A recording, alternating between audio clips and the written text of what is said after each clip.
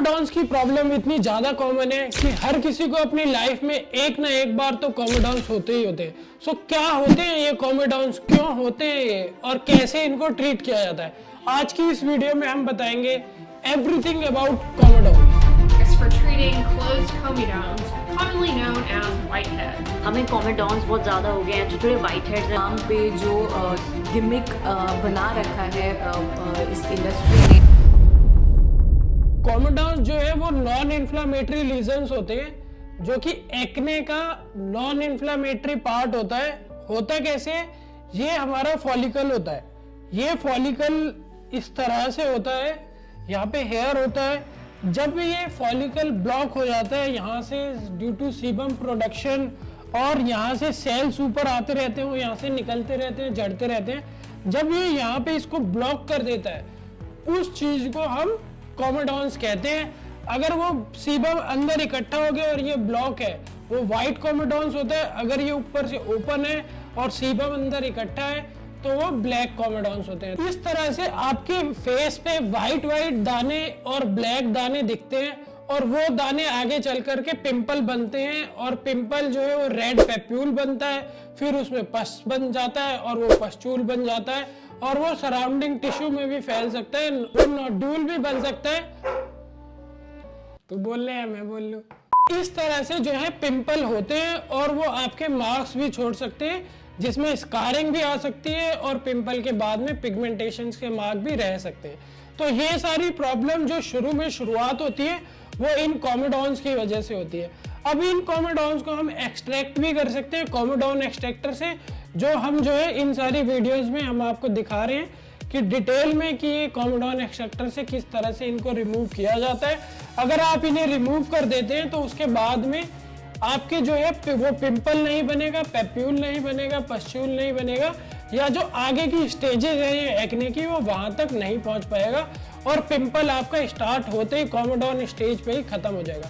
इसके अलावा आप उसमें कुछ मेडिसिन भी यूज कर सकते हैं, topical medicine like salicylic acid, आप बेंजोइल पेरोक्साइड और रेटिनॉल, एडाप्लिन, ये सारी मेडिसिन जो है वो कोमेडॉन्स को भी डिस्ट्रॉय करती है। और ओरल मेडिकेशंस में आइसोटेटिनोइन भी आपके लिए महत्वपूर्ण होती है, या आपको ट्रीटमेंट में दी जा सकती है।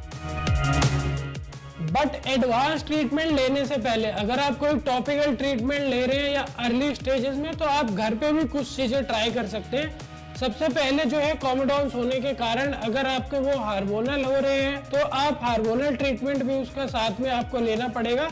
अदरवाइज डेफिनेटली आपको अपने फेस का हाइजीन जो आपकी स्किन की है वो रखना काफी ज्यादा इंपॉर्टेंट है, जिसमें फेस वॉश बहुत ज्यादा इंपॉर्टेंस रखता है कि आप में मॉर्निंग में और नाइट में, स्पेशली नाइट में फेस वॉश करके सोना जो है काफी इंपॉर्टेंट है, जिससे आपके कोमेडॉन होने के ये जो स्किन के पोर्स है वो ब्लॉक होने के चांसेस काफी ज्यादा कम हो जाते हैं।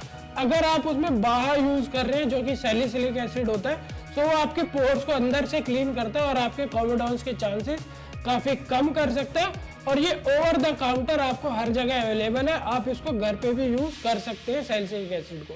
तो आपके कोमेडॉन्स वो खत्म भी कर देगा और वो कम से कम नए आएंगे। एक इंस्ट्रूमेंट यूज होता है इसमें कोमेडॉन एक्सट्रैक्टर, तो उसको जो है प्रेस किया जाता है। आपका जो पर्टिकुलर कोमेडॉन्स रिमूव किया जाता है वहां पे उसको काफी प्रेशर के साथ में प्रेस किया जाता है, और वो कोमेडॉन्स का पोर जो है वो ओपन हो जाता है, और वहां पे जो भी मटेरियल अंदर एक्यूमुलेटेड होता है वो इस तरह से पूरा जो है बाहर आ जाता है, और फिर कुछ ही जल्दी समय में 3 to 5 डेज में बिना स्कार के ये पूरा लीजन सबसाइड हो जाता है और आपका फेस ऑलमोस्ट नॉर्मल होने लगता है। ये काफी इजी प्रोसीजर है, इसमें कोई कॉम्प्लिकेशन नहीं है, और आप कहीं पे भी इसको करवा सकते हैं। बट अगर आप क्वालिफाइड डर्मेटोलॉजिस्ट से कराते हैं तो और आपके पेनलेस हो जाता है, और कॉम्प्लिकेशन होने के चांस एकदम नील के बराबर हो जाते हैं।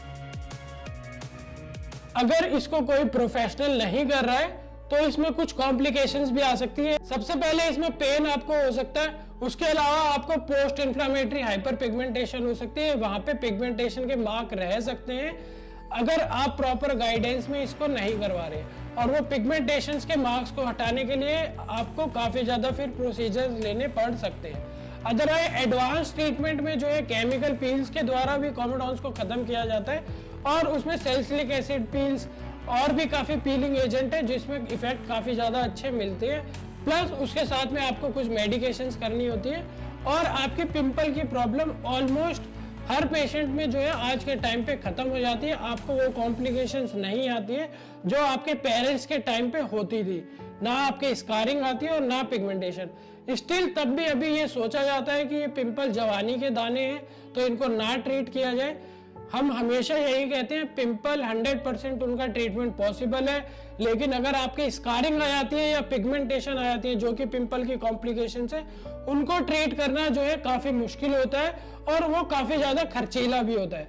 बट पिंपल का ट्रीटमेंट करना काफी सस्ता भी पड़ता है और इजी भी। सो प्लीज पिंपल का ट्रीटमेंट करवाइए, अपने फेस को आप खराब मत कीजिए। स्किन और हेयर रिलेटेड अगर आपको कोई भी इश्यू होता है सो एक बार आप अविश क्लिनिक्स के साथ जरूर मिलिए, हम आपकी सहायता जरूर करेंगे बिकॉज हम आपको दिल से चाहते हैं। Thank you.